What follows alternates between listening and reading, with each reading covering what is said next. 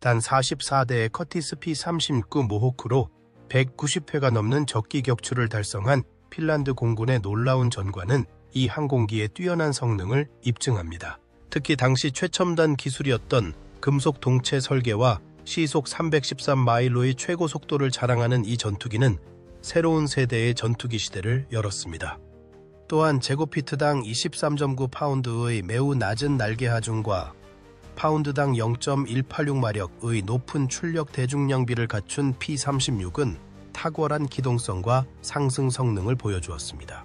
결과적으로 약 1,000대가 생산되어 프랑스 공군에서만 230회의 공중전 승리를 기록했으며 영국 연방에서는 모호크라는 이름으로 인도와 버마에서 맹활약했습니다. 우리는 이제 이 혁신적인 전투기의 엔지니어링 비밀을 자세히 살펴보겠습니다. 엔지니어가 P-36의 혁신적인 금속 프레임을 설계하다는 노스롭 항공사의 전 엔지니어 도널 베를린이 설계한 커티스 P-36은 1934년 혁신적인 금속 프레임으로 항공기 설계의 새로운 장을 열었습니다. 이 전투기는 커티스사의 독자적인 프로젝트로 시작되어 모델 75라는 이름으로 개발되었습니다. P-36의 가장 주목할 만한 특징은 조종면을 제외한 모든 부분에 금속 구조를 적용했다는 점입니다. 조종면은 당시 기술적 한계로 인해 천으로 덮여 있었지만 기체 전체의 금속 프레임을 사용한 것은 매우 혁신적인 시도였습니다. 초기 프로토타입에는 라이트 XR-1670 하우 레이디얼 엔진이 장착되어 900마력의 강력한 출력을 발휘했습니다.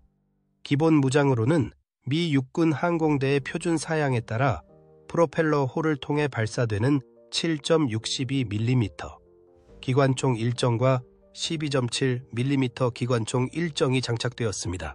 그러나 당시의 일반적인 특징으로 조종석 방호장갑이나 자체 밀폐식 연료탱크는 갖추지 못했습니다. P-36의 또 다른 혁신적인 특징은 독특한 착륙장치 설계였습니다. 주 바퀴가 90도 회전하여 날개 후방의 얇은 부분에 평평하게 접히는 방식으로 접힌 상태에서는 주 착륙장치 지주의 하단부 위에 바퀴가 놓이게 됩니다. 이 혁신적인 설계는 보잉사가 특허를 보유하고 있어 커티스사는 로열티를 지불해야 했습니다. 이 착륙장치 설계는 매우 효율적이어서 보트 SB-2U 체서피크와 F-4U 코세어 등 다른 항공기에도 채택되었습니다. 보잉사는 이 설계를 다른 제조사들이 사용할 때마다 로열티를 받았습니다. 초기 시험 비행에서 P-36은 시속 281마일의 속도를 달성했으며 조종사들은 이 항공기의 조종성에 매우 만족했습니다. 다만 엔진 신뢰성에 일부 문제가 있었지만 이는 지속적인 개선을 통해 해결되었습니다.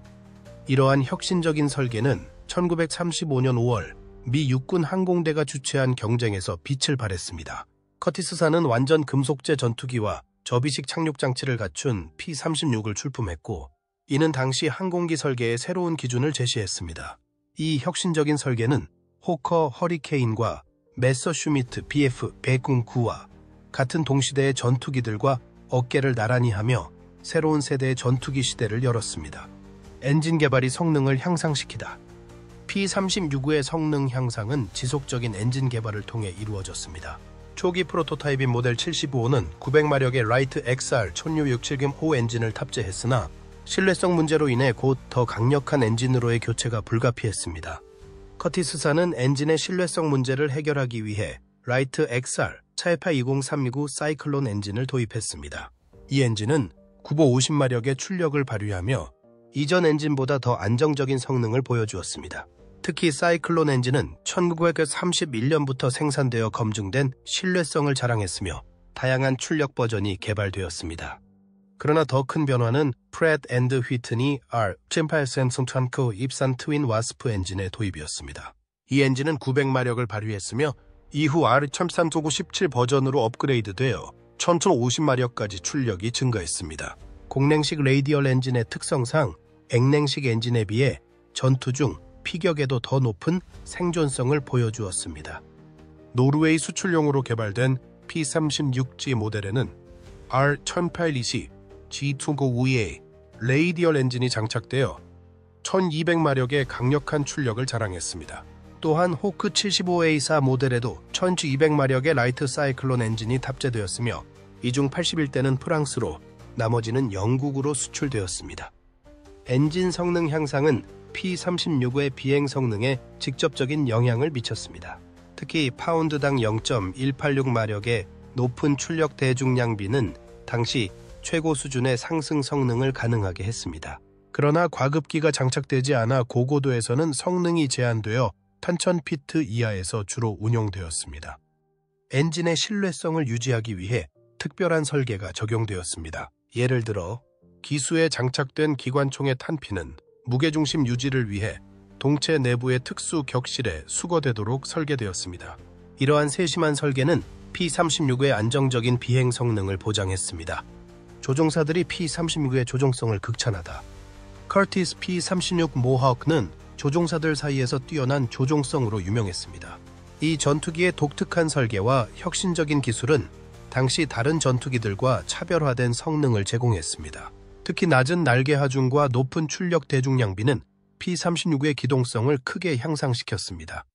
P-36의 가장 주목할 만한 특징 중 하나는 매우 낮은 날개 하중이었습니다. 제곱피트당 23.9파운드의 날개 하중은 당시 전투기들 중에서도 최상위권에 속했습니다. 이는 P-36이 공중전에서 탁월한 선호의 성능을 발휘할 수 있게 해주는 핵심 요소였습니다. 낮은 날개 하중은 항공기가 더 적은 양력으로도 비행할 수 있게 해주며 이는 곧 더 날카로운 선회를 가능하게 합니다. 또한 P-36의 높은 출력 대중량비도 주목할 만합니다. 파운드당 0.186마력의 출력 대중량비는 당시로서는 매우 높은 수준이었습니다. 이는 P-36이 뛰어난 상승 성능과 가속 성능을 갖출 수 있게 해주었습니다. 조종사들은 이러한 성능을 활용해 신속하게 고도를 확보하거나 적기를 추격할 수 있었습니다. P-36의 이러한 특성은 다양한 전장에서 입증되었습니다. 예를 들어 프랑스 공군은 P-36H-75를 이용해 1939년부터 독일과의 전투에서 활약했습니다. 프랑스 전투기 전력의 15% 미만을 차지했음에도 불구하고 P-36은 프랑스가 주장한 독일기 격추의 거의 3분의 1을 차지하는 230대 이상의 확실한 공중 승리를 기록했습니다. 이는 P-36의 우수한 선호의 성능과 조종성이 실전에서 얼마나 효과적이었는지를 잘 보여줍니다. 핀란드 공군의 경우도 주목할 만합니다. 핀란드는 단 44대의 P-36을 운용했지만 이를 통해 190회가 넘는 적기 격추를 달성했습니다. 이는 P-39의 뛰어난 기동성과 조종성이 숙련된 조종사의 손에서 얼마나 강력한 무기가 될 수 있는지를 보여주는 좋은 예시입니다. 그러나 P-30에게도 약점은 있었습니다. 핀란드의 에이스 조종사 키오에스티 카르힐라 키오스티 카르힐라는 속도가 충분히 빠르지 않았다고 회상했습니다. 또한 P-36은 당시 미 육군 항공대의 표준이었던 50인치 기관총 1정과 30인치 기관총 1정이라는 비교적 가벼운 무장을 갖추고 있었습니다. 이는 적기에 대한 화력이 다소 부족할 수 있다는 것을 의미했습니다. P-36의 또 다른 주목할 만한 특징은 고속에서도 가벼운 조종력을 유지한다는 점이었습니다. 이는 당시 많은 전투기들이 고속에서 조종력이 무거워지는 문제를 겪었던 것과 대조적이었습니다. P-36은 고속에서도 우수한 조종성과 롤링 성능을 보여주었으며 속도가 증가할수록 롤 성능이 향상되는 특성을 가지고 있었습니다. 이러한 특성은 고속 비행 시 조종사의 피로도를 줄이고 더 정확한 조준을 가능하게 했습니다. 또한 고속에서의 우수한 조종성은 급격한 기동이 필요한 상황에서 큰 이점을 제공했습니다. 조종사들은 이를 통해 적기의 공격을 더 쉽게 회피하거나 반대로 적기를 더 효과적으로 추격할 수 있었습니다. P-39의 이러한 특성은 후속 기종인 P-40에도 이어졌습니다. P-40은 P-36의 기본 설계를 바탕으로 개발되었으며 P-39의 우수한 고속 조종성을 그대로 물려받았습니다. 이는 P-36의 설계가 얼마나 혁신적이고 선진적이었는지를 잘 보여줍니다. 그러나 P-36에게도 한계는 있었습니다. 엔진에 과급기가 장착되지 않아 고고도에서의 성능이 제한적이었습니다. 이로 인해 P-36은 주로 1000피트 이하의 고도에서 운용되었습니다. 또한 P-40과 비교했을 때 가속성과 최고 속도 면에서는 다소 부족했고 급강하 시 가속 성능도 P-40에 미치지 못했습니다. 그럼에도 불구하고 P-36의 우수한 조종성과 기동성은 많은 전투 상황에서 이러한 단점을 상쇄할 수 있었습니다. 특히 근접 공중전에서 P-36은 탁월한 성능을 발휘했습니다.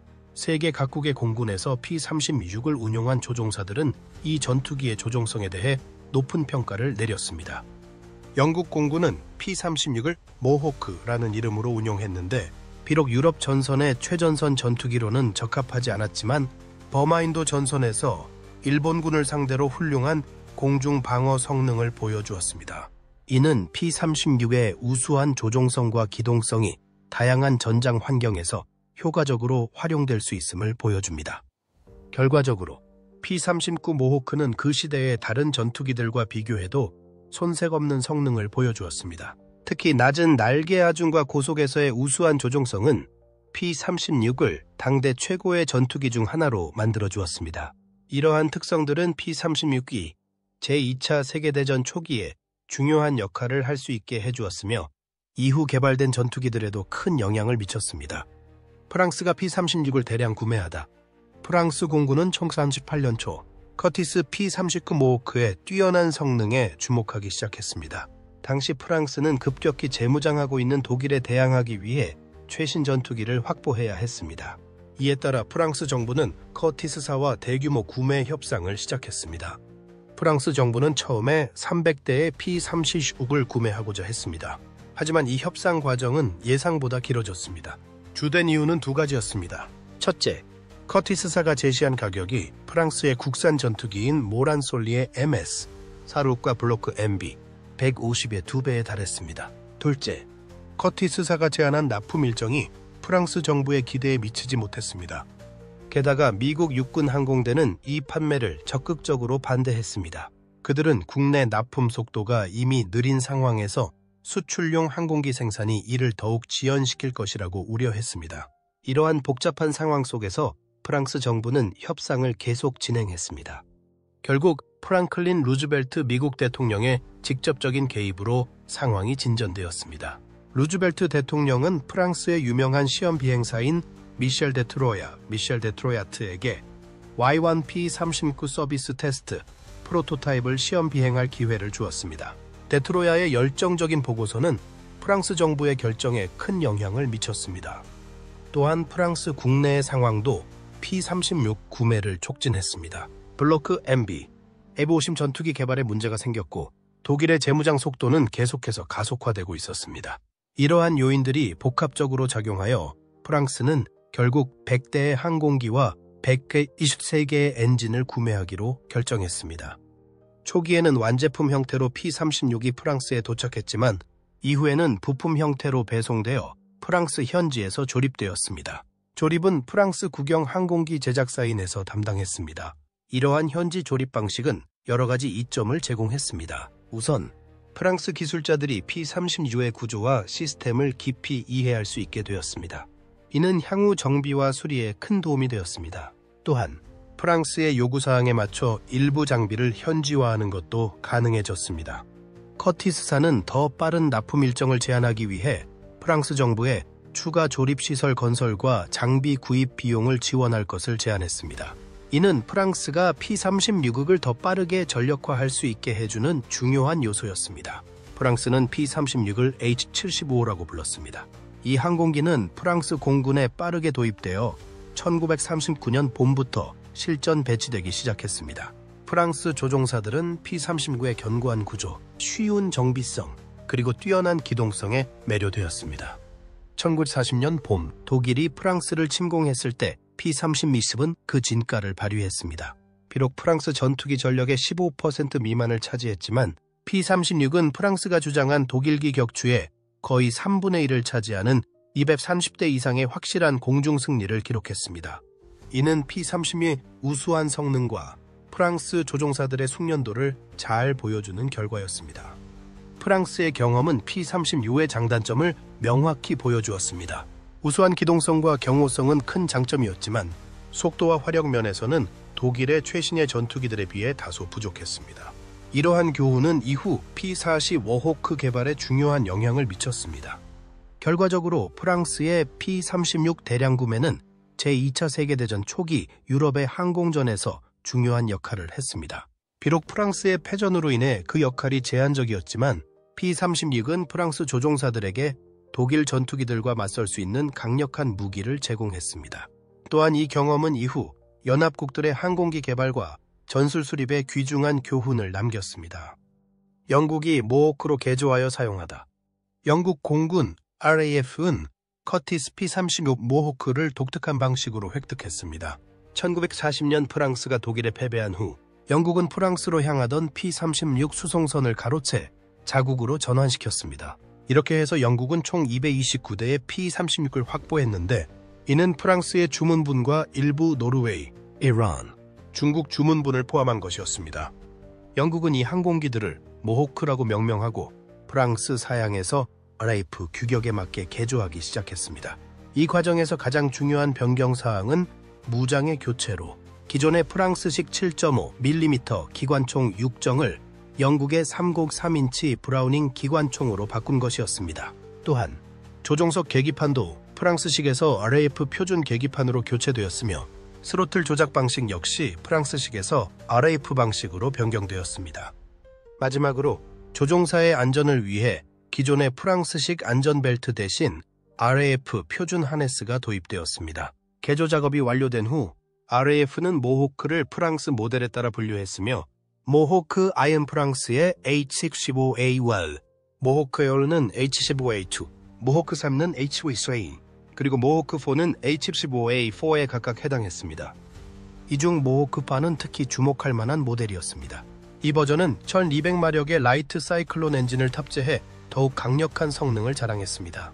영국은 이 모델을 80대 확보했는데 이는 원래 프랑스가 주문했던 것이었습니다. RAF는 모호크의 성능을 슈퍼마린 스피파이어 MKI와 비교 테스트를 진행했습니다. 그 결과 모호크는 몇 가지 면에서 스피파이어를 능가하는 성능을 보였는데 시속 300마일 이상의 고속에서 더 가벼운 조종력을 유지했으며 급강하 공격 시 우수한 조종성을 발휘했습니다. 또한 공중전에서는 더 나은 기동성을 보였고 조종석에서의 시야가 더 넓었으며 이착륙 시 조종이 더 쉬운 장점이 있었습니다. 그러나 스피파이어의 우수한 가속력과 최고 속도는 결국 공중전에서 더 큰 이점을 제공했습니다. 이러한 비교 결과는 RAF가 모호크의 운용 방식을 결정하는 데 중요한 역할을 했습니다. RAF는 모호크를 유럽 전선의 최전선 전투기로 사용하기에는 부적합하다고 판단했습니다. 대신 이 항공기들을 해외 식민지, 특히 인도와 버마로 보내기로 결정했습니다.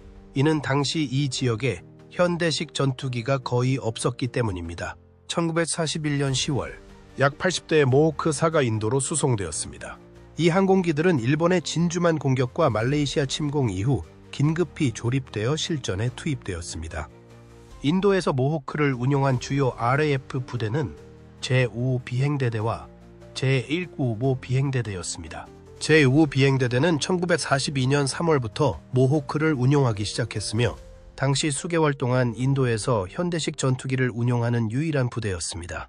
제155 비행대대는 1942년 4회에 페샤와르에서 창설되었고 같은 해 7월 말부터 새로 조립된 모호크 아이브를 받기 시작했습니다. 이 두 부대는 폭격기 호위, 지상 공격, 자체 비행장 방어, 그리고 공세적 정찰 등의 다양한 임무를 수행했습니다.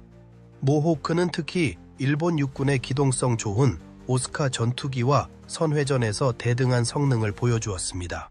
이는 허리케인이 하지 못하는 것이었습니다. 남극 42년 8월 제5 비행대대의 스튜어트 가넷 하사는 버마에서 임무를 마치고 돌아오는 길에 일본의 키-27 전투기를 격추시켰습니다. 이는 인도-버마 전선에서 모호크가 거둔 첫 번째 공식 공중 승리였습니다.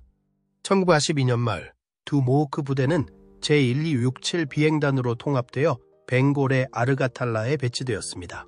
이들은 어윈 장군의 아라칸 해안지역 공세를 지원했습니다. 이 시기에 모호크는 주로 전투폭격기와 폭격기 호위 임무를 수행했지만 때로는 요격기로도 활용되었습니다. 1943년 1월 말 두 모호크 부대는 각각 다른 임무를 수행하기 위해 분리되었습니다.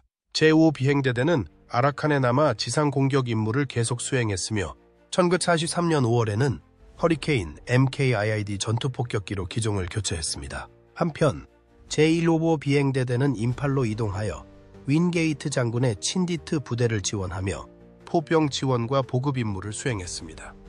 1943년 6월 제155 비행대대는 아르가탈라로 돌아와 친드윈 강 일대의 일본군 병력과 수송시설을 공격했습니다. 9월에는 다시 임팔로 이동하여 친드윈 강 북부 지역에 대한 공격을 계속했습니다.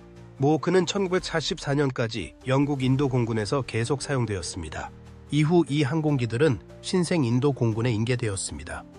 영국의 모호크 운용은 제2차 세계대전 중 인도 버마 전선에서 중요한 역할을 했습니다. 비록 유럽의 최신의 전투기들에 비해 성능이 떨어졌지만 모호크는 극동 지역에서 왕립 공군과 일본군에 맞서 싸울 수 있는 귀중한 전력이 되었습니다. 핀란드가 P-36으로 소련과 맞서다. 1940년 10월 독일은 핀란드에 44대의 노획한 커티스 P-76 모호크, 커티스 P-36 모호크 전투기를 판매하기로 합의했습니다. 이는 핀란드 공군에게 소련과의 전투에서 중요한 전력이 될 것이었습니다. 핀란드는 1981년 6월 23일부터 1984년 1월 5일까지 세 차례에 걸쳐 이 항공기들을 인도받았습니다. 핀란드 공군은 P-36을 수수라고 애칭했는데 이는 핀란드어로 연인을 의미합니다. 이러한 애칭은 조종사들이 이 항공기에 대해 가진 애정을 잘 보여줍니다. 실제로 P-36은 핀란드 공군에서 매우 인기 있는 기종이었습니다. 핀란드 공군은 1941년 7월 16일부터 P-39 운용을 시작했습니다. 이후 3년 동안 이 항공기들은 놀라운 전과를 올렸습니다. 1944년 7월 27일까지 58명의 핀란드 조종사들이 P-30 루브로 190과 1-3회의 소련 항공기 격추를 기록했습니다. 이는 단 44대의 항공기로 이룬 성과라는 점에서 더욱 놀랍습니다. 그러나 이러한 성과에는 대가도 따랐습니다. 같은 기간 동안 핀란드는 15대의 P-36을 이뤘습니다. 이는 약 7일의 교환비를 보여주는데 이는 매우 우수한 성과입니다. 특히 소련의 수적 우위를 고려하면 더욱 그렇습니다. P-36의 성공 요인 중 하나는 그 우수한 기동성이었습니다. 특히 일본 육군의 기동성 좋은 오스카 전투기와 비슷한 수준의 선회 성능을 보여주었습니다. 이는 다른 연합국 전투기들이 따라잡기 힘든 성능이었습니다. 또한 P-36은 다양한 임무를 수행할 수 있는 유연성을 갖추고 있었습니다. 전투기로서의 주 임무 외에도 폭격기 호위, 지상 공격, 정찰 등 다양한 역할을 수행했습니다. 이러한 다재다능함은 전력이 부족했던 핀란드 공군에게 큰 도움이 되었습니다. 핀란드의 혹독한 기후는 P-36 운용에 큰 도전이었습니다. 특히 겨울철 극한의 추위는 항공기 성능과 정비에 심각한 영향을 미쳤습니다. 이에 핀란드 공군은 P-36을 현지 환경에 맞게 개조하는 작업을 진행했습니다. 가장 중요한 개조 중 하나는 무장 시스템의 변경이었습니다. 초기 핀란드의 P-36은 4자루에서 6자루의 7.5mm 기관총으로 무장되어 있었습니다. 그러나 계속 전쟁, Continuation War 초기 단계를 지나면서 이러한 무장이 소련 항공기들의 증가하는 속도와 장갑에 대응하기에 충분하지 않다는 것이 드러났습니다.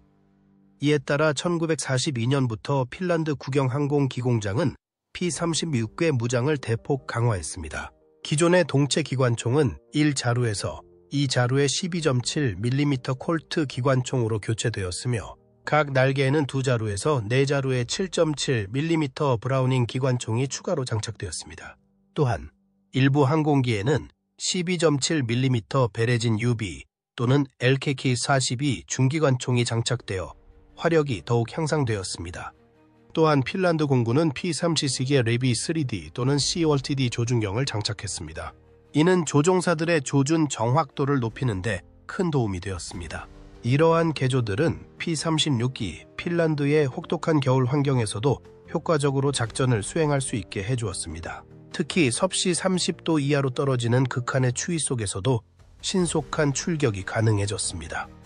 핀란드의 P-39 운용은 1948년 8월 30일까지 계속되었습니다. 이후 남은 항공기들은 저장 상태로 전환되었습니다. 이는 P-36이 제2차 세계대전 이후에도 상당 기간 핀란드 공군의 중요한 전력으로 남아있었음을 보여줍니다. 핀란드의 경험은 P-36의 잠재력을 잘 보여주었습니다. 비록 유럽의 최신의 전투기들에 비해 성능이 떨어졌지만 적절한 개조와 전술적 운용을 통해 충분히 효과적인 전투기로 활용될 수 있었습니다. 이는 항공기 성능뿐만 아니라 운용 방식과 조종사의 기량도 중요하다는 것을 보여주는 좋은 사례입니다. 일본의 공습에 맞선 진주만의 P-30 1941년 12월 7일 진주만 공습은 미국을 제2차 세계대전에 참전하게 만든 결정적인 사건이었습니다. 이날의 기습 공격에서 커티스 P-36 모호크, 커티스 P-36 모호크는 예상치 못한 활약을 펼쳤습니다. 당시 진주만에는 39대의 P-36A가 배치되어 있었는데 이 중 5대만이 공습 중 이륙에 성공했습니다. P-36은 당시 미 육군 항공대의 주력 전투기는 아니었지만 그날의 혼란 속에서 중요한 역할을 수행했습니다. 이 항공기들은 일본군의 공격에 맞서 미국의 첫 번째 방어선을 형성했고 결과적으로 제2차 세계대전에서 미국의 첫 공중 전과를 올리게 됩니다. 진주만에 배치된 P-36개 중 일부는 USS 엔터프라이즈 CB-옥 항공모함에서 이전에 전달된 것이었습니다. 엔터프라이즈호는 당시 태평 웨이크 섬에 전투기를 전달하는 임무를 마치고 진주만으로 돌아오는 중이었습니다. 윌리엄 할시 제독은 전쟁이 임박했음을 직감하고 있었습니다. 그는 전쟁 상태 명령 1호를 내렸는데 그 첫 번째 항목은 엔터프라이즈호는 현재 전시 상태에서 운용 중이라는 것이었습니다. 이 명령은 당시로서는 매우 이례적인 것이었습니다. 할시 제독의 이러한 판단은 결과적으로 옳았습니다. 엔터프라이즈호에서 출발한 P-36A들은 진주만 방어에 중요한 역할을 하게 됩니다. 이 항공기들은 이미 전투 준비가 되어 있었고 조종사들은 충분한 훈련을 받은 상태였습니다.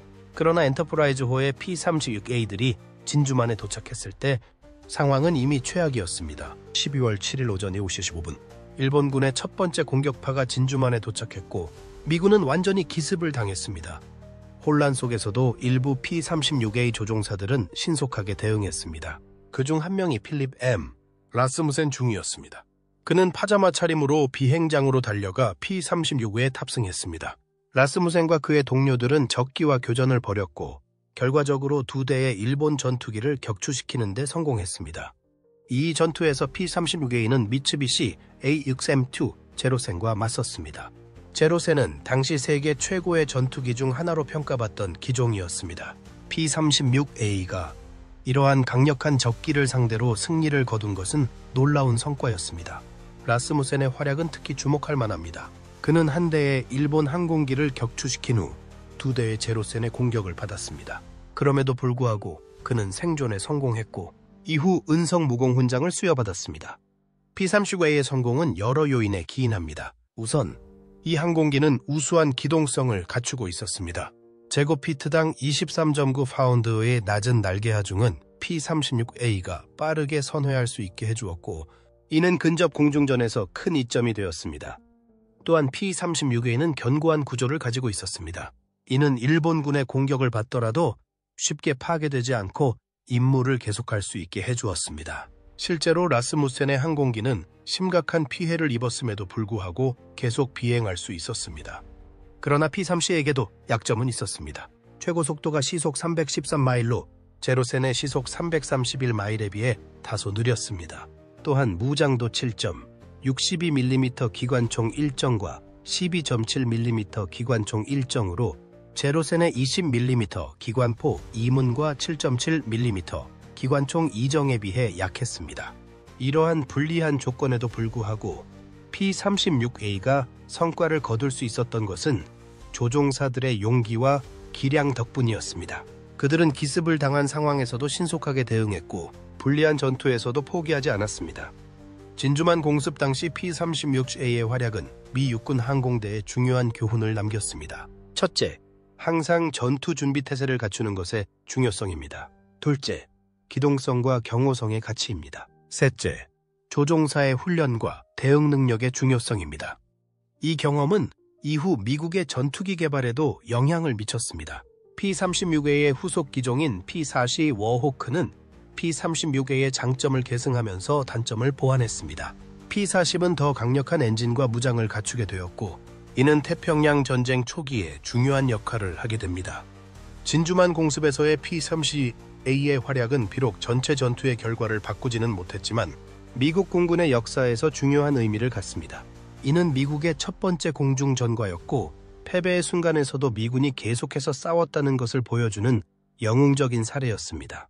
라스무센을 비롯한 P-36A 조종사들의 용기는 높이 평가받았습니다.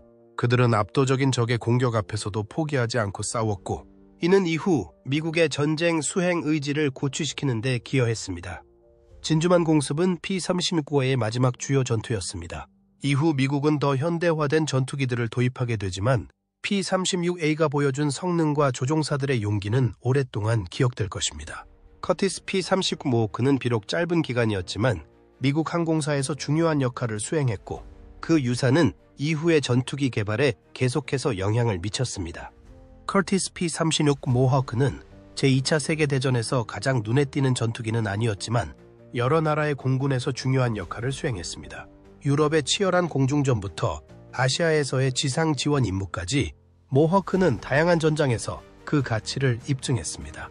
비록 더 현대적인 전투기에 의해 그 존재감이 가려졌지만 군사 항공 역사에서 중요한 한 부분을 차지하고 있습니다.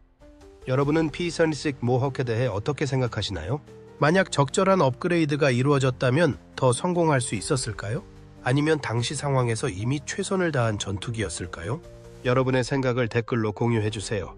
시청해주셔서 감사합니다.